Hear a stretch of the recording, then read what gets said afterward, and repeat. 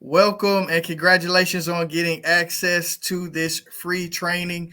You are in luck. We have a rock star in the CTE industry here, like true expert among experts, over 15 years as a director, as a teacher in a mid-sized school district. And we have Amy Boscan, our CTE coach. Today, we want to talk about three big mistakes CTE teachers are making that is keeping students unprepared for the global marketplace. All right, let's jump right into it, Amy. I know this is a hot topic for today. So, what do you have?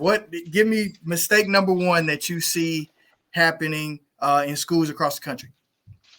So mistake number one is going to be siloing. We in secondary education are considering ourselves masters in our content area. That's why we went into secondary education, specifically high school teachers. I was one of them, so I'm speaking from experience. I have an undergrad in marketing, and I thought, I know everything about marketing. Well, about year 5 in, I realized that marketing is much more than just the 4 Ps. It has to do with art. It has to do with gaming. It has to do with statistics. And in my school district that I worked in and that I now am an administrator in, I found that we really do a poor job of looking at the interdisciplinary connections that exist among all the content areas. And so as an elective teacher in CTE, really siloing does our students a disservice in the sense that it's not really preparing them for the global workforce, which is very multifaceted. Yeah, no, And I I think love I want to cut you off right there really quickly because I love what you just said, how it's like art and marketing or all these things, or gaming and marketing. It's like in the workplace, it's not just marketing. Like you're crossing all these different skills that are required. And I'll tell you a funny story about that. So I'm the CTE coordinator, and I work with the other coordinators and directors that are in the content areas, and the fine arts coordinator and I have gotten into multiple, discussions about where does graphic design live? Does it live in art? Does it live in the technology field? Does it live in business? And if you look at all the colleges that are internationally out there, guess what? Graphic design's in all those different programs. In some schools, it's in advertising. In some schools, it's in business. Why is that? Because it can be different places, because you could be a graphic designer for Monsanto Bear. You could be a graphic designer for an advertising agency. You could be a graphic designer for an art museum. Those are all interdisciplinary connections that in schools, we just don't do a very good job of making those connections. Yeah, and things in industry and these things move so fast because graphic design also could look today as an artist.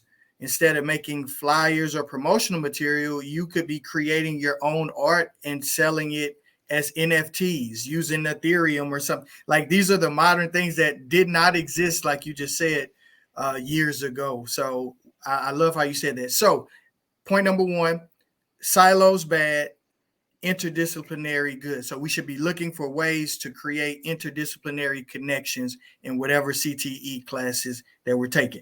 Okay, point number two. What do you have? What's big mistake number two? What do you think?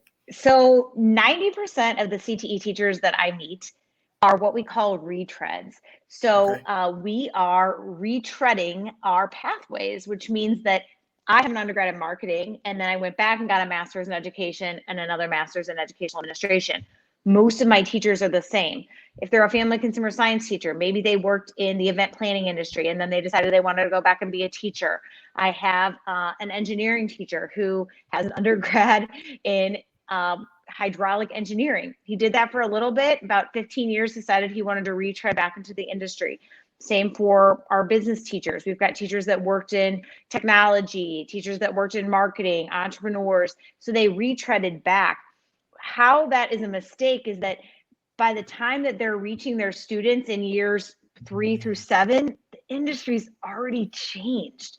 So we're using old examples as CTE educators when in fact we need to constantly be going back to industry really every day.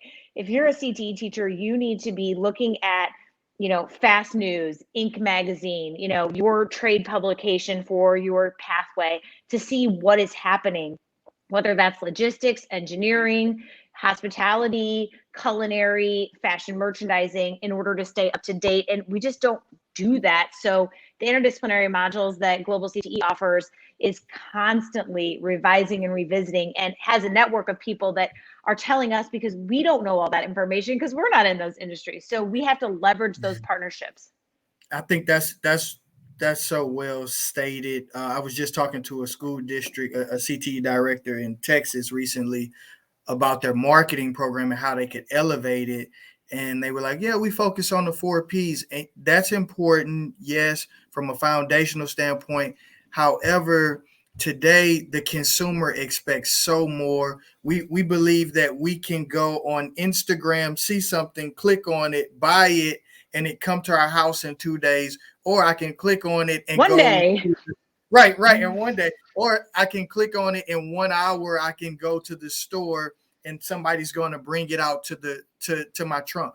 Like that stuff didn't exist 2 years ago. My Now it's groceries, Instacart, use yes, Instacart all every of that. time we grocery shop because I'm saving time, and that's a Yes. valuable resource for me as a working mom. My husband works, we have 3 children, so that is a time saver. And so that idea that we're constantly looking at what are the new innovations in industry is pretty profound, I would say. No, 100%. So either big mistake number 2 is like, hey, you got to stay connected to the industry, to your subject matter, stay close to subject matter experts. If you don't have the time, then you have to find a curriculum source that may have those things that are constantly being updated. Teachers don't have the time. I mean, Yeah, teachers, they're teaching multiple preps. So they're, yeah, they have marketing, personal finance, intro to computer science, yes. and, gaming design are their 4 preps. So how are they going to talk to 4 industry professionals to prep a lesson for the next day? They just aren't. So something suffers. So finding a curriculum that's robust enough and updated enough is going to be really key for keeping their students engaged and prepared for a global workforce. Yes, absolutely. I love it. Okay. Last but not least, point number 3. I know this is the one that you were excited about. So go ahead. What's the big mistake? Oh my.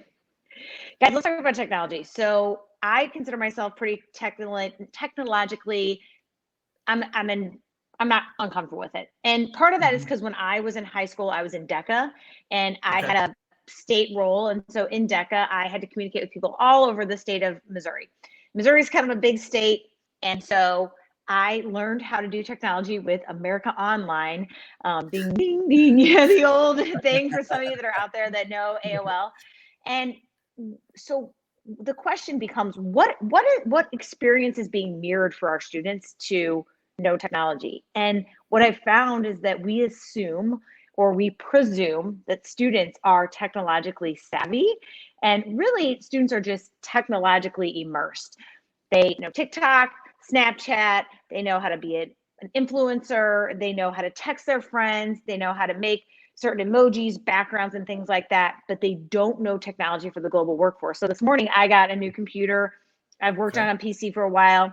I have an Apple phone. I got a Mac, and I'm trying to download Chrome for our call today so I can use StreamYard. Well, I'm getting frustrated, but I'm failing forward.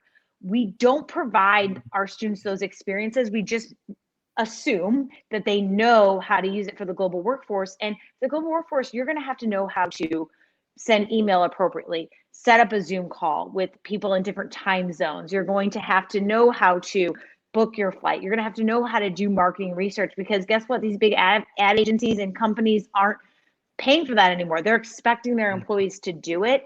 And as educators, we assume, well, they grew up with a phone in their hand. They know how to do it. And in fact, they really don't. Wow, that's so important. That's so timely, and it's such a big assumption that we make because we assume all of our students are on TikTok, so they know how to manage the workplace technology and how to use those things. So I love how you said that, and it's super important that we meet our students where they are. When the world is like changing on a daily basis, but we still have to be there to support our students. So look, Amy, final thoughts on, on you got a bonus tip for us or something? I think it's probably just, we expect our students to perform in a global workforce when we teach them in a tunnel. And so, we have to really, break that tunnel down, give them the ladder to crawl out of the tunnel. We can't be teaching them in these silos, and interdisciplinary really is the way to do that, because it forces educators to make those connections with their industry partners, and it forces them to embed technology learning with their students. So that's all I got for today.